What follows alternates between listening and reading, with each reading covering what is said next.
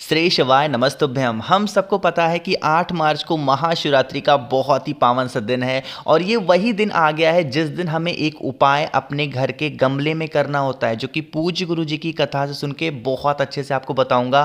काफ़ी ज़्यादा लोग के मैसेज आए, भैया महाशिवरात्रि पे गमले में हमें शिवलिंग बनाना कब से है और कौन से टाइम बनाना है, विसर्जन कैसे करना है, इन सभी की बात इस वीडियो पे करने वाले हैं। और सबसे अच्छी बात यह है कि आप ये उपाय अपने घर पे कर सकते हो, कहीं पे भी जाने की ज़रूरत नहीं है। आप जो कुछ भी मांग लोगे ना इस बार, वो सारी इच्छाएं आपकी पूरी ज़रूर होंगी। ठीक है, अब बात करते हैं कि वो कौन सा गमला है और हमें कहाँ पे बनाना है। ठीक है, देखो यहाँ पे स्क्रीन पे आपके सामने बहुत सारे गमले दिख रहे होंगे। इतने सारे गमले मेरे दिखाने का मकसद ये है कि आप कंफ्यूज बिल्कुल भी ना हो। ठीक है, आपके घर में चाहे कोई सा भी गमला पड़ा हुआ है, फूल पत्ती उसमें लगी होनी चाहिए, खाली गमला ना हो, कोई ना कोई पेड़ उसमें लगा हो। बस वहाँ पे तुलसी माता का जो पौधा है उसके नीचे नहीं बनाना है। बाकी किसी भी पेड़ के नीचे, किसी भी गमले के अंदर एक पार्थिव शिवलिंग का निर्माण करोगे और आपको जो शिवलिंग बनाना है वो उसी गमले के मिट्टी से बनाना है। जिस गमले का इस्तेमाल आप कर रहे हो उसी गमले की मिट्टी से बनाना है।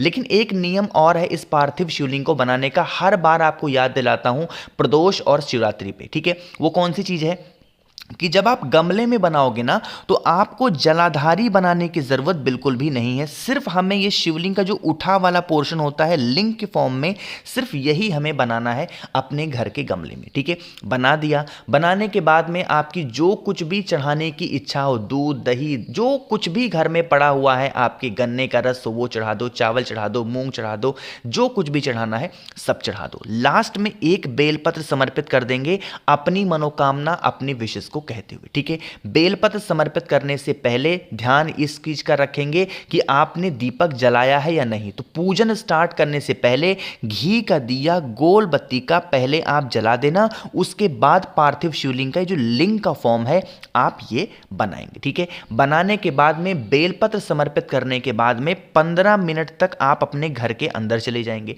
ठीक 15 मिनट के बाद में जब आप बाहर आएंगे तो आप देखेंगे जो दीपक है वो ठंडा हो चुका होगा और उसके बाद में आपको उसी गमले के अंदर आपको इस जो पार्थिव शिवलिंग बनाया है उनको आपको विसर्जन कर देना है। ठीक है, लेकिन विसर्जन करने से पहले जो लास्ट में एक बेलपत्र आपने चढ़ाई थी उस एक बेलपत्र को उठा लेना, फिर पार्थिव शिवलिंग का विसर्जन कर देंगे और उस एक बेलपत्र को अपने घर में 11 दिनों तक रखेंगे। कितने दिनों तक रखोगे?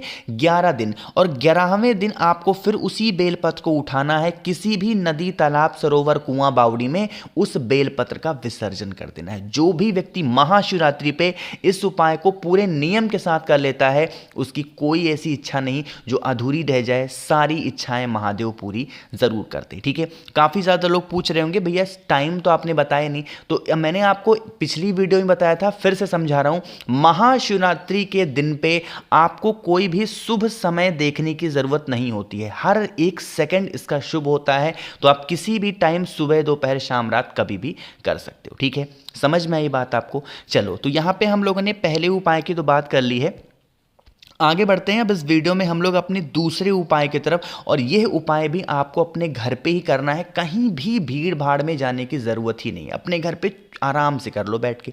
इसके फ़ायदे क्या होंगे? देखो, इसके कई फ़ायदे हैं। पहला फ़ायदा तो यह है कि अगर आप पे घर का कोई इंसान नशा करता है तो उसकी नशे की हैबिट छूटेगी। दूसरा, कोई इंसान आप पे घर में बीमार पड़ा है उसकी बीमारी ठीक होगी। तीसरा, अगर कोई भी इंसान आप पे घर में क्रोध करता है, हर छोटी बातों को लेकर गुस्सा करता है, तो उसका क्रोध भी नष्ट हो जाएगा। ठीक है, क्या करोगे? आपको अपने घर में जहां पे भी आपने शमी का पौधा लगा रखा है उस शमी पौधे के नीचे जाएंगे और शमी के ही पेड़ की मिट्टी से आपको फिर से बनाना होगा एक पार्थिव शिवलिंग। क्या बनाओगे?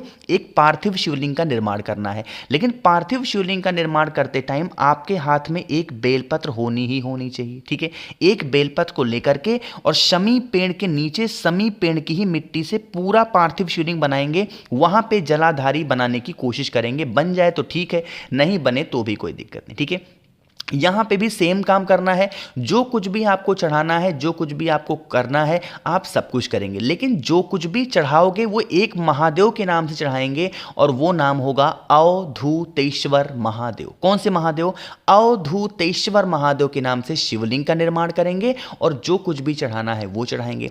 फिर से वही काम होगा, शिवलिंग बनाने से पहले घी का दिया गोल बत्ती का शमी पेड़ के नीचे लगाना, ठीक है। करने के बाद में फिर 15 मिनट के बाद में फिर आप आएंगे, जो लास्ट में एक बेलपत्र आप यहाँ पे चढ़ाओगे उस एक बेलपत्र को अवधूतेश्वर महादेव के नाम से उठाएंगे और पार्थिव शिवलिंग का विसर्जन वहीं पे शमी पेड़ के नीचे ही हल्का हल्का प्रेस करते करते दबा दबा के विसर्जन कर देना। विसर्जन कैसे करोगे? पानी डाल करके, जल डाल के विसर्जन करना। जो एक बेलपत्र आपने उठाई थी, अब सारा खेल यहीं से स्टार्ट होता है, ठीक है। इस बेलपत्र को 3 दिनों तक इस्तेमाल करना है, ठीक है।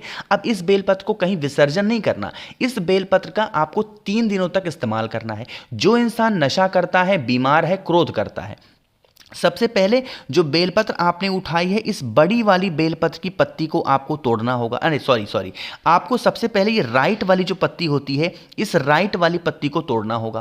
पहले इस पत्ती को तोड़ेंगे, उस इंसान को खिलाएंगे, ठीक है। दूसरे दिन फिर आप इस वाली पत्ती को तोड़ेंगे, लेफ्ट वाली को, फिर उस इंसान को खिलाएंगे। और फिर तीसरे दिन फिर आप इस बड़ी सी बेलपत्र को तोड़ेंगे और फिर उस इंसान को खिला देना। आप यकीन मानिए, अवधूतेश्वर महादेव के नाम से अगर आपने इस उपाय को बहुत ही नियम के साथ कर लिया तो आपकी कोई ऐसी विश, कोई ऐसी कामना जो अधूरी है वो तो पूरी होगी, साथ ही साथ ये जो नशे की हैबिट होगी, बीमारी की होगी और ये जो क्रोध वाली हैबिट होगी वो छूट जाएगी, ठीक है। तो करिएगा जरूर, ठीक है। 2 उपाय की बात हमने यहां पे समझ ली है। आगे बढ़ते हैं अब इस वीडियो के हम लोग सबसे प्रसिद्ध, सबसे फेमस उपाय की, जो कि आप सभी लोगों को यह उपाय भी अपने घर पे करना है और ये तीसरा उपाय, ठीक है। समझिएगा। तो यहाँ पे आपको दिख रहा होगा बहुत सारे चावल के दाने। सबसे पहले समझ लो, इस उपाय को करोगे तो आपकी इच्छा बहुत जल्दी पूरी होगी। बहुत परेशान हो गए हो तो इच्छा आपकी पूरी होगी। कैसे करना है उससे पहले जल्दी से कर दो वीडियो को लाइक। जितने भाई बहन मेरी आवाज़ पहली बार सुन रहे हैं, चैनल को ज़रूर सब्सक्राइब करिएगा, है ना। चलो समझते हैं। यहाँ पे चावल के दाने दिख रहे हैं, कितने लोगे? 108 चावल के दाने। कितने लेने हैं? गिन करके 108 चावल के दाने, कहीं से खंडित ना हो, टूटे ना हो। साथ ही साथ आपको लेना होगा पीला चंदन भी। क्या लोगे? पीला चंदन। थोड़ा सा कटोरी में लेके गाढ़ा सा पेस्ट बनाओगे। बहुत लोग पानी पानी कर देते, नहीं, थोड़ा गाढ़ा सा पेस्ट बनाएंगे। साथ ही साथ एक बेलपत्र लेना, बहुत ही प्यारी सी, बहुत सुंदर सी, ठीक है। और फिर तांबे के लोटे में जल लेकर के पहुंच जाएंगे महादेव के शिवलिंग के पास में। तरीका समझिएगा क्या क्या हमें करना है, कब बेलपत्र चढ़ाना है, कब चंदन, कब चावल। सबसे पहले वहां पे पहुंचेंगे और आपको 1 लोटा जल सबसे पहले पहुंचते ही महादेव के शिवलिंग के ऊपर समर्पित कर देना है, श्री शिवाय नमस्तुभ्यम का ध्यान करके। जल को समर्पित करने के बाद में जो आपके पास में पीला चंदन है उसका लेपन अच्छे तरीके से महादेव के शिवलिंग के ऊपर कर देंगे, जितना अच्छा कर सकते हो, ठीक है। अब यही जो पीला चंदन है, इसी पीले चंदन के ऊपर जो आपके पास में चावल के दाने हैं, उन 108 चावल के दानों को यहीं पीले चंदन के ऊपर रखेंगे। और रखने के बाद में जो आपके पास में एक बेलपत्र है, जिसकी डंडी होगी माता अशोक सुंदरी की तरफ और पत्ती आपकी तरफ, वो समर्पित कर देना। अपनी मनोकामना, अपनी विशेष कह देना। आप जिस इच्छा के लिए इस उपाय को कर रहे हो, वो विश, वो इच्छा महादेव पूरी जरूर करेंगे, ठीक है। करके जरूर देखिएगा। बहुत ही छोटा सा, बहुत ही ज़्यादा आसान सा उपाय था, जो कि आपको चावल के दाने से करने थे, ठीक है। तो यहाँ पे हम लोगों ने 3 उपाय की बात कर ली है। एक बहुत ही स्पेशल, आपको पता है कि कल शिवरात्रि के दिन, यानी आज शिवरात्रि के दिन जो गन्ना होगा ना, वो बहुत ज़्यादा बिकेगा। एक तो गन्ने का रस बहुत बिकेगा और दूसरा गन्ना बिकेगा। अब आपको उपाय इसी से करना है। समझो कैसे। देखो, जैसे सबसे पहले समझ लो कि इससे फ़ायदा क्या होगा। इसका भी बस वही फ़ायदा है कि अगर आपकी कोई इच्छा है, विश है, अधूरी रह जा रही है, तो आप उपाय करोगे। लेकिन इस उपाय को करने का नियम होता है। नियम क्या है? आपको लेना होगा गन्ने का रस। किसी भी गन्ना जो लोग पेरते हैं, पीसते हैं, उनसे जाना, कहना भैया हमें गन्ने का रस निकाल के दे दो, लेकिन इसमें बर्फ़ नहीं पड़ना चाहिए, इसमें अदरक मत डालना, इसमें आपको नींबू नहीं डालना है, पुदीना नहीं डालना, कुछ भी नहीं डालना, सादा हमें गन्ने का रस चाहिए, नमक भी नहीं डालना, ठीक है। 2 गिलास गन्ने का रस लेंगे। लेने के बाद में आपको पहुंच जाना है महादेव के शिवलिंग के पास। बेलपत्र मिल जाए तो बहुत अच्छी बात है, बेलपत्र नहीं मिलती है तो भी कोई दिक्कत नहीं है। दोनों हाथों से जल, 2 गिलास जल आपने लिया है ना, 2 गिलास गन्ने का रस, दोनों हाथों से जल महादेव के शिवलिंग के ऊपर एक साथ गिराएंगे। त्रिपुरा सुंदरी के नाम से। किसके नाम से? त्रिपुरा सुंदरी के नाम से दोनों हाथों से जो जल की धार होगी बिल्कुल स्लो मोशन में धीरे धीरे महादेव के शिवलिंग के ऊपर समर्पित कर देना, और फिर एक लोटा शुद्ध जल तांबे के लोटे से श्री शिवाय नमस्तुभ्यम का ध्यान करके समर्पित करेंगे। हाथ जोड़ करके अपनी मनोकामना, अपने विशेष महादेव से कह देंगे। आप इस उपाय को करके देखिएगा, आपको बहुत जल्दी बहुत प्यारी सी खबर मिलेगी जिसको सुन करके आप बहुत खुश हो जाएंगे। ठीक है, करिएगा ज़रूर। तो कोशिश की मैंने आप सभी को इस महाशिवरात्रि पे बहुत ही प्यारे प्यारे उपाय बताएं। जो उपाय आपको समझ में नहीं आए या फिर आपको मुझसे फ़ोन पे मैसेज बातें करनी है तो आप हमें इंस्टाग्राम या फिर फेसबुक पे फॉलो कर सकते हैं, जिसके लिए सर्च करना होगा द नेचुरल प्लैनेट 108। वहाँ पे हम लोग बहुत सारी बातें किया करेंगे। बाकी जितने भाई बहन मेरी आवाज़ पहली बार सुन रहे हैं, चैनल को सब्सक्राइब करिएगा, वीडियो को लाइक सभी को करना है। श्री शिवाय नमस्तुभ्यम।